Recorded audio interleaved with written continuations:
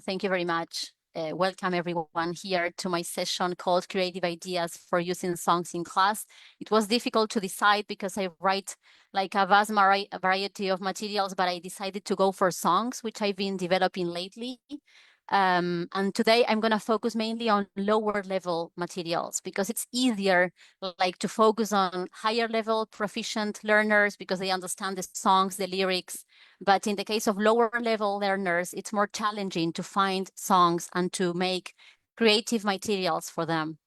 So first of all, I wanted to make a comparison between the past and the present. I remember when I started to learn English in the late 80s, early 90s, every time my teacher brought me a song, which was like a photocopy or perhaps her writing, like the song handwritten by her, to fill in the gaps, I felt super happy. Usually it was probably the Beatles or some classics. So in the past, we know that songs were used for teaching grammar. Our teachers wanted to take the most of the grammar points from the lyrics and exploit it in class, or perhaps some vocabulary, some useful lexes, but mainly we were filling in the gaps all the time. That was the main purpose of the lesson. Perhaps the teacher didn't prepare a before listening activity or didn't have too many ideas in mind for the follow-up. So with the passing of time, we have been developing more skills, more strategies, more approaches to dealing with songs in the class. And also in the past, teachers used songs for testing listening skills more than teaching how to listen, how to understand. So what's happening now? What do you think? Oh my God, is it the same? Are we still teaching grammar with the songs? Are we still teaching vocabulary, focusing on gap filling activities all the time? Perhaps we are doing that and we are not helping our students to learn how to listen, to focus on connected speech, on pronunciation. So my question is, has anything changed from the time we started learning English till now? I'm sure many things have changed. What do you think? I'm sure. So many things have changed, of course, because now we have internet access. And with technology, we have more exposure to music. We have more variety of music, of artists, more variety in English, different Englishes to listen to, which is great. And also we are following a more learner-centered approach because now we know and we are interested in what our students like, what they like to listen. Perhaps they can bring some songs they like to the class. So in the past, I don't remember bringing songs to the class. It was mainly the teacher, the one who prepared this worksheet, this plain worksheet for us, which was with care and with love, but mainly the music that she or he liked, not the music that students liked, probably. So this learner-centeredness nowadays allows for personalization. We have a lot of information and we can make our own materials based on our students. We can represent them, we can attend their or cater for their needs in terms of language and so on. So the benefits, some of the benefits of using songs. Of course, we are still focusing on language and lexis when we use songs. Of course, now you will see my examples from my own lesson plans. Of course, we are taking advantage of this emergent language that comes and emerges in our classes. And when we listen to a song, students want to talk about that. So we are assisting them with the language. And we can use the song to teach listening decoding skills. So this testing listening that we are so used to doing, we can change it to more listening. Okay, what do you understand? How sounds connect? How sounds are omitted? And so on, with the power of music, of course. We can focus on pronunciation, as I said, and connected speech for listening and for understanding.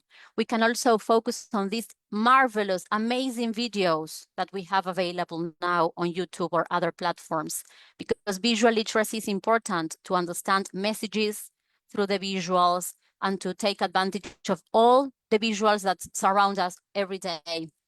And everything is done in context. It's not in isolation. So we can do all these things within a context. We can choose a topic that students like or that we are working on. And based on that, we can look for a song that caters for the needs we have for the class. But mainly, music is Amazing, because classes are fun. We are promoting engagement. We are promoting motivation.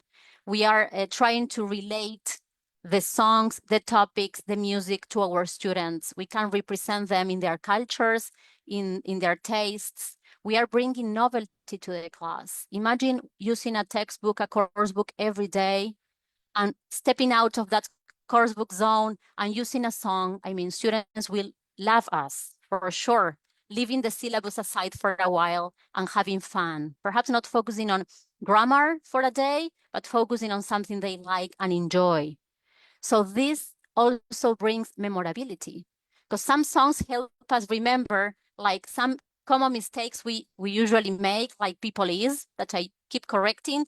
So people are, some songs, a lot of songs say people are. So when you bring a song that says people are, students immediately will remember, oh, we saw that in a song. I remember it's people are, and so on.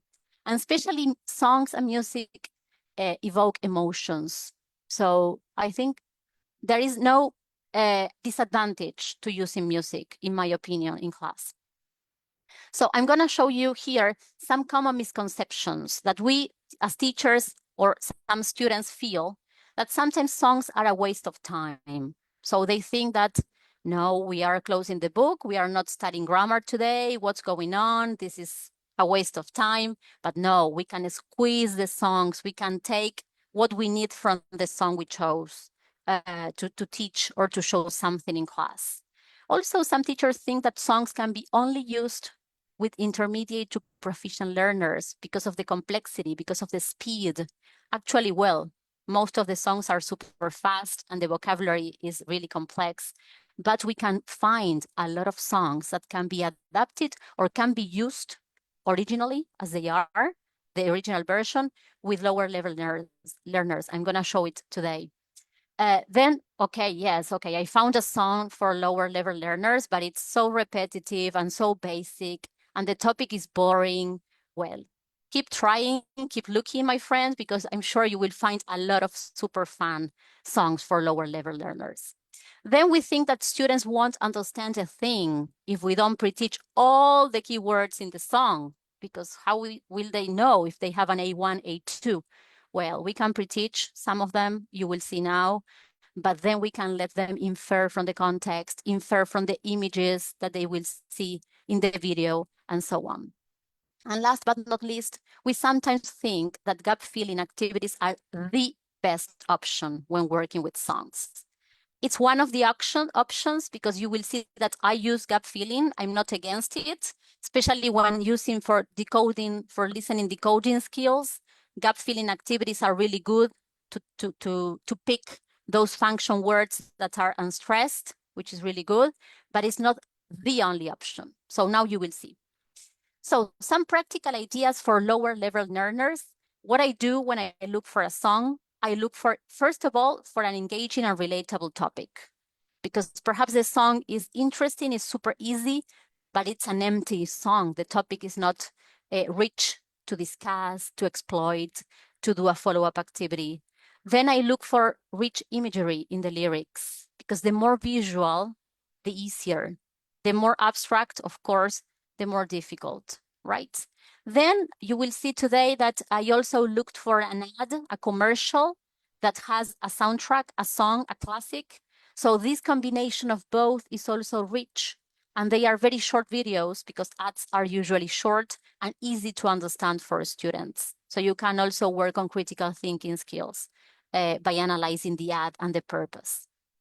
Then working on the video, as I said before, it promotes visual literacy, and we should take advantage of the lyrics. I mean, we shouldn't say, no, I don't want to give the lyrics to my students. I don't want them to read them. I want them to understand everything. No, sometimes lower level learners need scaffolding, need support, and the lyrics, listening and reading is a perfect activity as well. And they can spot grammar, lexis, pronunciation, connected speech, everything from the lyrics and listening simultaneously. And another thing that I sometimes do, I look for covers. If you like a song very much, go and look for the bossa, the Brazilian rhythm, very slow-paced rhythms, or slower versions of the songs. and they are great. And then students can compare. First of all, you expose them to the bossa cover, which is slower and the pace is great. And then you can expose them to the original version. And then they will understand and they will, oh my God, I understand the original version. Yes, yeah, of course you can understand it. So this is my first example. This is my latest lesson plan, which is made for an A1 class. And in this case, perhaps you can infer from the colors that I use. I decided to work on Blue, the song Blue by Eiffel 65, which is a classic from the late 90s. So first of all, what I do in the before listening stage, I ask my students to write the name of the colors as kind of activation of schemata, activation of prior knowledge on colors in general. And then I want them to use their senses to look around what they can see about these colors, give an example of something blue, something red, and so on. So this is my little small activation before actually listening to the song. In this lesson plan, I'm getting into the song immediately. So in number 2, students listen to the song and tell me what color the song mentions, which is pretty obvious because it's only blue if you know the song. And I want them to tell me the song is about the color blue and the song mentions some things of this color. So here I'm not giving them any kind of pre-teaching. I want them to listen and to recognize or pick some words from the song. If they recognize 1, 2, no words, it's gonna be fine because in number 2, I am pre-teaching something in case they need it. So they have to match the names with the images. Of course, all these things appear in the song and perhaps they say, oh yes, it's true. I heard that they say Corvette. I heard that they say trees. So they can match what they heard before with the actual words that I'm presenting them.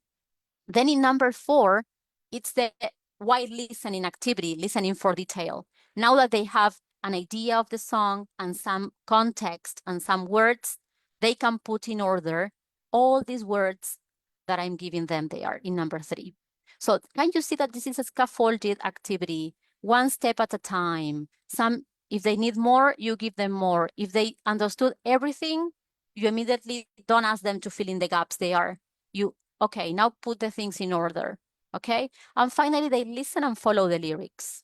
And they sing along and they have fun, of course. So you can show them the lyrics on the screen or you can show them the lyrics or give them the lyrics in paper. So after listening, I want them, because I'm not using the video here, I'm using only the song. The video for me is not too appealing to use. So I want them to draw this blue word from the song. So then they can share and compare. I am adding a visual literacy activity, graphic facilitation. I am adding something graphic and visual for them to imagine. Then they discuss the questions. Perhaps they are a bit complex for A1, but you can adapt them. Like, how does the man feel? You can tell them that blue means sad, but it can be interpreted as the man is happy. Why not? How would they feel if they lived in this world? What color they would choose if they lived in a monochromatic world, and so on. And finally, to wrap up the lesson, I want them to design a hometown. So the song is very simple. If you know it, I am taking the most of it to make a lesson plan. So they can use there is, there are, I can see, in my village, in my town. It's a completely new one. They have to invent one from scratch. So people don't live there, only dogs, whatever you want, wherever they want.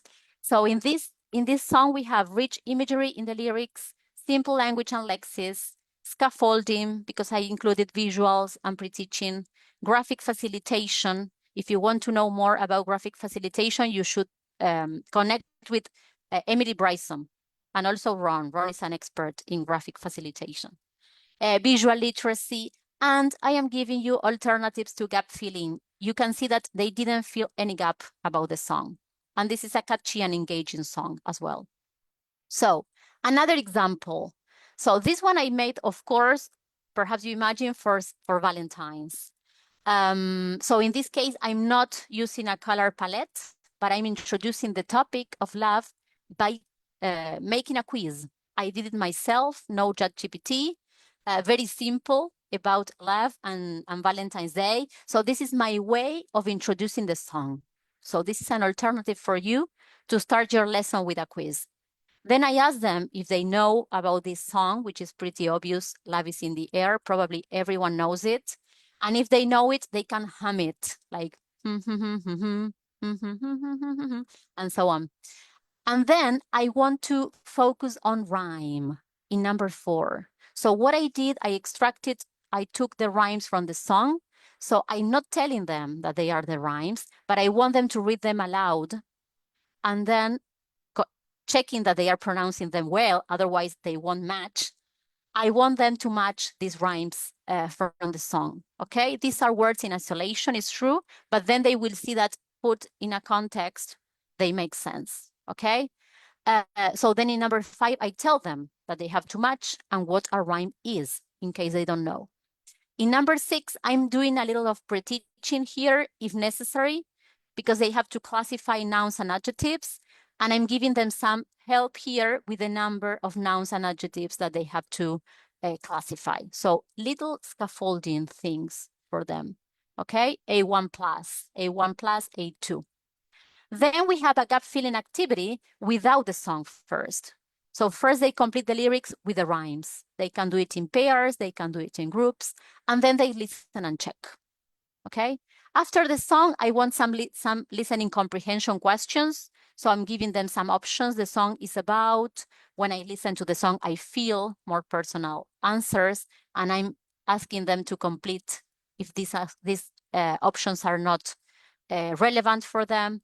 I would dedicate the song to my manager. Nobody said my manager in the lessons that I used this one. And then a follow-up task, which is very controlled because we are talking about lower level learners, in which they plan a special activity for someone special. And finally, if you teach a group, you can ask about the most romantic, the most creative, the most fun activity that they are planning to do. So here we have, again, rich imagery, simple language, as an activation of the topic and the language, a quiz, scaffolding by visuals and pre-teaching, working on rhyme, and catchy and engaging song, okay? So the other one, this is a pretty popular one nowadays on my website. Also, it's one of my latest lesson plans for A2. This is based on a song by Michael Bublé, the Canadian singer. Here I include in the before listening a visualization activity. So what I did, I chose a very rich song in imagery again, and I took some of the excerpts from the song and I read them aloud, and they have to draw what they imagine. Even if they are in an online class, they pick up a piece of paper, they show them they are on the screen, and so on. And then they compare if what they drew is similar or different. And then in number 2, I am using a lot of visuals here to describe how they are feeling today, emojis, to describe what makes them feel good. So again, more visual literacy to analyze, and to interpret, and then to share their ideas, okay? In number 4, I took an excerpt from the song, one that I read to them in number 1, and I asked them to read it and to tell me what kind of text it is, because by this time I didn't say it was a song, okay? So they have to predict, was it a poem? Is it a song? A social media post? Is it part of a movie? This is no right or wrong answer here. Who wrote it? Why the person wrote it? And so on. Predictions, mainly predictions. When they know that the text is a song, then they can tell me which genre do you think it is? And who is the singer, for example, right? More predictions. Then I included a pre-teaching activity if necessary. If the students already know this vocabulary, you can skip it. And I asked them if they have ever seen any of these elements of nature and where, just to encourage them to speak mainly. While listening, can you see here any gap filling activity? No. So students in number 6 will listen and write the elements of nature they hear. So they have some ideas from the previous visualization activity and so on. And 7, they have to match the sentence halves. So here we have another way of using a song without a gut feeling, okay? In the after listening, again, they discuss how the tone of the song, how they feel, they analyze some excerpts in 8B if wanted, and as a follow-up task, they have to describe what makes them feel good with a drawing, with a sentence, with anything they want. And as the bonus exercise in 10, they can produce their own visualization activity. They can describe something or a place that makes them feel good, and the other students have to either close their eyes and imagine it or draw it. Up to you, up to them, whatever. So other ways of wrapping up a lesson with a song, okay? And as a bonus here, I included focus on the elements of a song. So I'm focusing on repetition. This song, as most of the songs, use a lot of repetition. So I want them to focus on that and then to produce their own song with repetition, with a catchy title and so on. 4-line song, okay? I don't want them to be composers. At least perhaps they can do it as homework or whatever. So then they can share it in class. Again, this song has in common all the elements for lower level learners: imagery, simplicity, visualization, everything that I have mentioned before with the other ones, okay? Here I have another one about Mondays. So when we choose a song, we want to choose something relatable. So tell me, who likes Mondays? Okay, I think that here we all agree that Mondays are not the best day of the week. So students have to express their emotions about Monday at the beginning. And in number 2, they have a storytelling activity.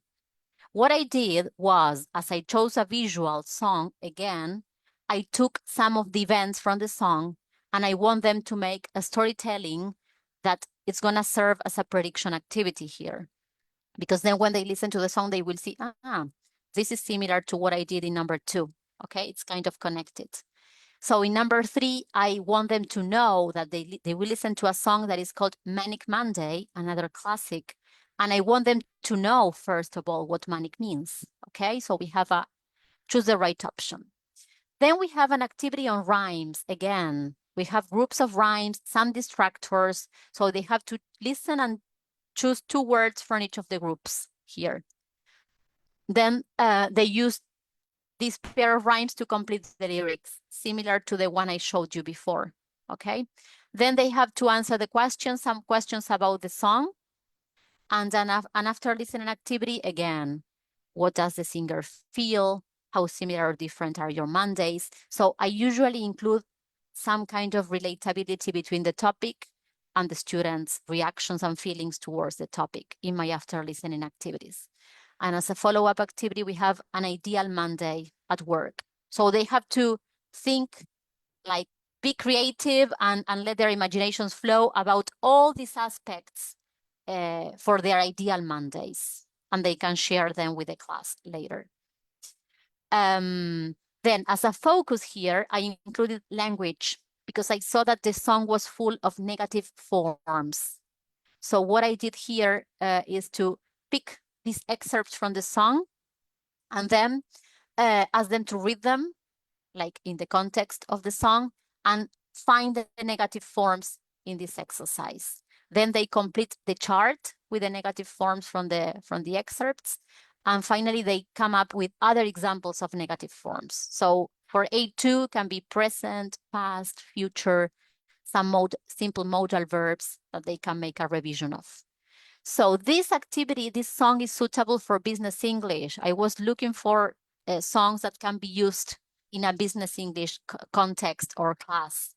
So it's relatable. It includes storytelling and prediction, visual elements, rhyme, and the focus on language in the context of the song. Okay. So next one, Paradise.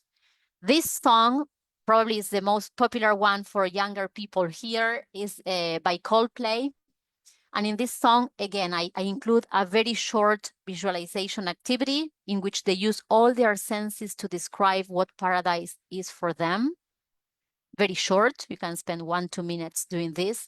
And then I include some visuals, some images here, and they have to rank them from 1 to 6 which of these images represents paradise for them. Perhaps it's only one, perhaps it's none, perhaps it's all of them, okay? So again, we have here some scaffolding. We are giving them visuals. We are giving them support to speak, and then we are assisting them with the language they need. In number 3, I want them to define what a dream is, because the song is about dreams. And then I want them to talk about their own dreams, okay? And in number 5, I am pre-teaching, but in a different way. In this case, I want them to classify topics, not nouns, adjectives, not word categories, but semantic fields, because these words are from the song. So I want them to tell me which ones are objects, which ones are elements of nature, which ones are parts of the body, and then why they think these words are related to paradise and dreams. So little by little, we are making connections about the song that is coming by doing all these steps. So in this one, I focused first on the video, because the video is beautiful. It's rich in photography. It's really nice and emotional. So first, I focus on the visuals, because I want them to watch the video, not pay attention to the song now, to the lyrics, and circle the means of transport they see. You can also make a revision of the means of transport before listening or after, whatever. Then they put the events from the video in order. So this is mainly visual. And then we focus on the lyrics. So for 8 and 9, I split the song. So the first part of the song, they have to choose the right options. And you can see that they are kind of minimal pairs. They are words that rhyme. And one thing that we have to take into account when making these activities is that when you read it, it has to make sense, okay? Both options could be possible. Because, for example, so she ran away in her sheep or in her sleep. Okay, you can have a sheep to ride. Why not? So both options are possible, and they need to listen in order to complete the activity. Otherwise, this is not a listening activity. It's a reading comprehension activity. Okay, and in exercise 9, they have to correct the mistakes, which is pretty similar because I chose some similar words in pronunciation. Like, for example, the wheel breaks the butter pie. In the real lyrics is the wheel breaks the butterfly. So they are pretty similar, and perhaps a pie can be broken by a wheel. Who knows? So in the after watching, they choose the right option about the song. Okay, it's again comprehension questions. And in 11, I want them to make a review of the song. So what they feel, what they think, how they would score it, their overall review. And as a follow-up task, we have what paradise is for them. So we are connecting the first activity from the preview, from the before listening, with the last one, with more information. And they can bring a photo, they can draw an image, and they can choose a song that represents paradise for them. So as I said at the beginning, it's important to focus on pronunciation when we are using songs. They are rich in pronunciation. So in this case, I focused on vowels, on short and long vowels.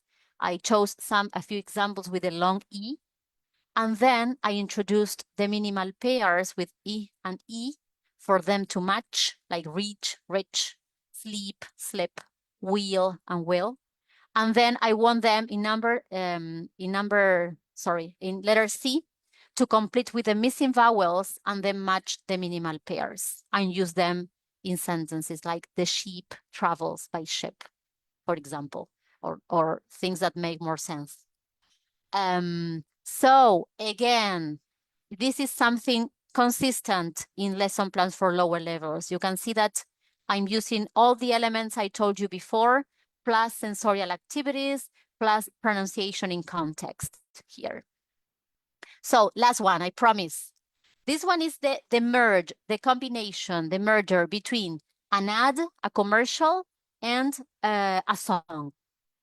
I don't know if you saw the commercial by Apple. It's called Crash. If you haven't seen it, please do, because it's really interesting to use in class. So here my scaffolding idea was to give students some phrases to use, some useful phrases for them to complete about things they can't live without. Like, I can't live without chocolate. My phone is essential to me. I depend on coffee in the morning. Whatever they want to say is perfect. In number 2, I included some images or items, and they have to rank them in order of importance, because all these things will appear in the video later. So you can work on the vocabulary if you want it, and ask them to rank what is important to them. In number 3, they will discuss which of the items in 2 can be replaced by a cell phone, which ones can't, and which things can't be replaced by technology at all. Because then they will watch the commercial. This is one screenshot from the commercial, and they have to name as many things as possible. And if you watch the video, you will see that most of the items in 2, of course, are in the video, okay? So they have, in number 5, they have to tell us which items from exercise 2 can you see? I can see, there is, there are, okay?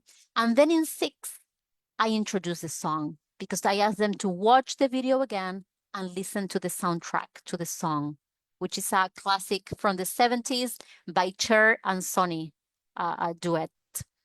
And I included some kind of minimal pairs, rhymes, and they have to choose the ones they hear, okay? And other words they understand. I think this is important to include, because some students have really good listening skills, and I think it's good for them to share what they already understand before introducing them with the lyrics, okay?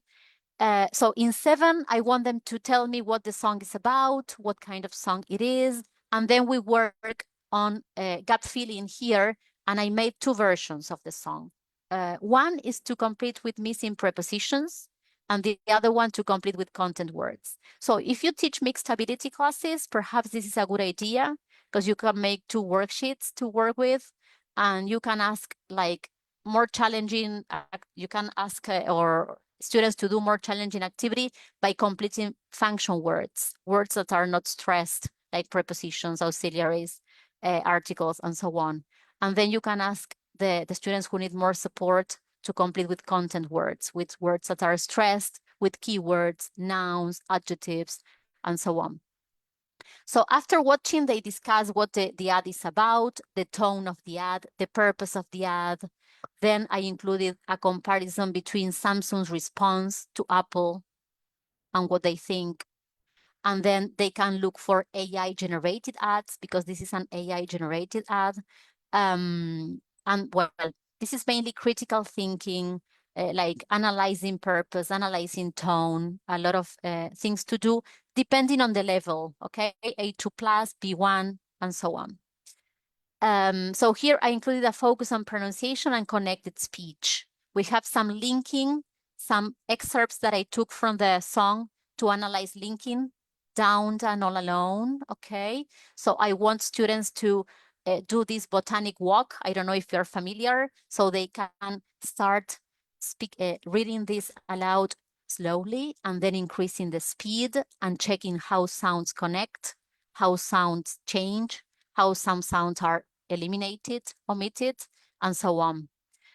So they work on linking, they work on omission of sounds for rhythmic purposes, they work on pronunciation of American, like winners instead of winters. They work on linking with the S. This is good for Spanish speakers who usually say spring instead of spring. And finally, they work on weak forms. So it depends on your student's level, how much or how further you can get.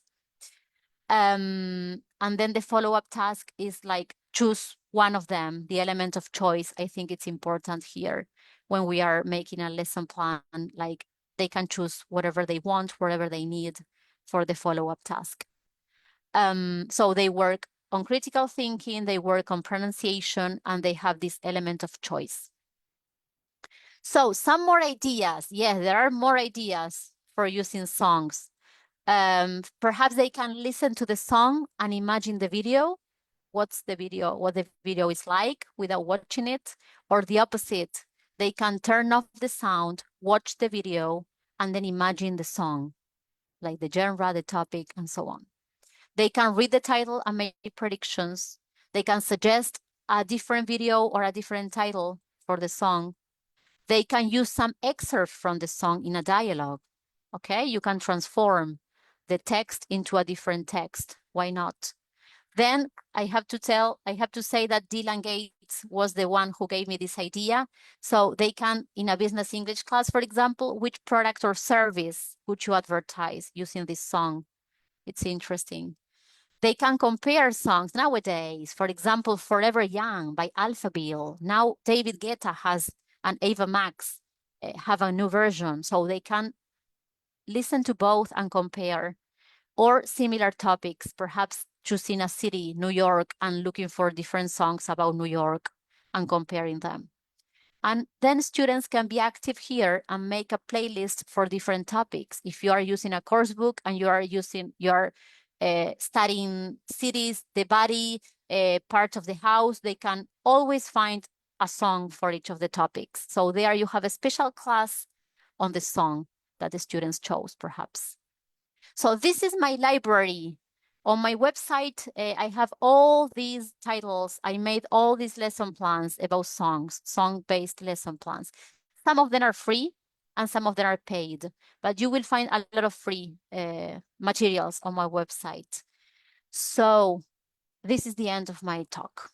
So thank you very much for listening. I hope you can get some ideas to implement in your classes. And I hope you can share them with our community, because that's the most important thing for me, is to share and to get feedback from the community and to use. For me, it's great to see new lesson plans from colleagues on LinkedIn, because I like using lesson plans for other teachers. So this is a generous community and we have to continue sharing. Okay. So did you feel the passion, Blanca, in her talk? You know, As she really likes always. what she is talking about. Yeah, That's like why I always. always said that Silvina should be Silvina Mascitti, aka Unstoppable Passion in writing creation, writing materials And creation. yeah, and I really also like this talk because she mentioned something related to Coldplay, because it's my favorite band. Oh, mine too. Yeah. Yeah, mine too. Yeah, in general, I great. get the impression that anyone who will watch the recording and today's participants already have tons of ideas for next, half a year? So, Silvina, thank you so much. So everyone feel free just to type any questions on the chat if you have. I have few. So Silvina, we can squeeze a little bit more out of you if you Sure, are saying of yes. course. Yeah. At the very beginning, you said, which I totally agree with, that songs for higher levels are way easier to choose. Enough said, 100% agreed on that. So in a nutshell, can you walk us through what criteria should teachers consider when selecting songs for lower level students? Do you have like your ready to go list? Lower levels. Lower, yeah. What criteria you would suggest? Well, I think that I mentioned some here. Sorry, I overwhelmed you with all the information. That's why. But one of my slides was actually about that, looking for engaging or relatable topics, look for rich imagery, look for this combination of commercials and songs, working on the video, because sometimes we neglect the power of the video, and we want to focus on the language. Okay, so here go on, please. Yeah, so if you watch the video, a lot of emergent language might come up in class, and perhaps it's even better than the lyrics themselves, right? I also wanted to ask this question apart from everything you mentioned here, because I can imagine certain teachers just trying and giving it the first step to start using songs. So how they can assess the level?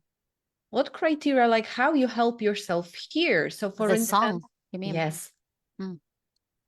Okay, sorry, I interrupted you, Blanca. No, let's just keep it live. Well, actually, it's about the pace. If the pace is too fast, it's too fast to understand. That's why I suggest using covers, because this bossa, very sweet, perhaps you have a Metallica song in bossa and you can get everything. But if I listen to Metallica or to heavy metal, I don't get what they say. So slower versions are also a good idea. And then the vocabulary, perhaps they can test, they can use a text checker with the lyrics, and they can see if the level is too high for their students, if they have to pre-teach too much. I mean, that's not the purpose of the lesson, because you spend the whole time pre-teaching and then 5 minutes listening to the song. So better to choose these very simple lyrics and very simple songs, but with a nice topic, because that has to be, the combination. You need to speak about that. So it's difficult, but it's not impossible to find. And then to find a way, because Blue, the song Blue, it's very basic, But then talking about colors, what make you feel, what do colors make you feel? You can shape it based on the song, right? Okay. All right, thank you. I love the idea with covers. I haven't thought about it, that yes, usually they are slower. Yeah. So they might be perfect choice for lower levels. Another question that I have asked, these are questions that very often I see on LinkedIn or Facebook, especially with teachers that are new to their own material writing or basically using authentic materials. How do you handle copyright issues when using songs in the classroom? Could you walk us through here? But when you sell materials, actually, not when you share for free. No, not when you share right? for free. Exactly. Well, I'm trying not to use the whole lyrics on the worksheet. So the gap filling thing perhaps is not an option there, because you need to use like a percentage of the song. You can use a percentage of the original text, not to be punished, So there you have to include other types of activities and try to use excerpts, some lines, but not the whole thing, and not screenshots either. So now I'm using a screenshot of the commercial, because I'm not selling anything here, but you need permission, and it's not legal to use screenshots in your materials to sell. Okay, in the ones that you share for free, you can do everything, but not in the ones that you want to sell.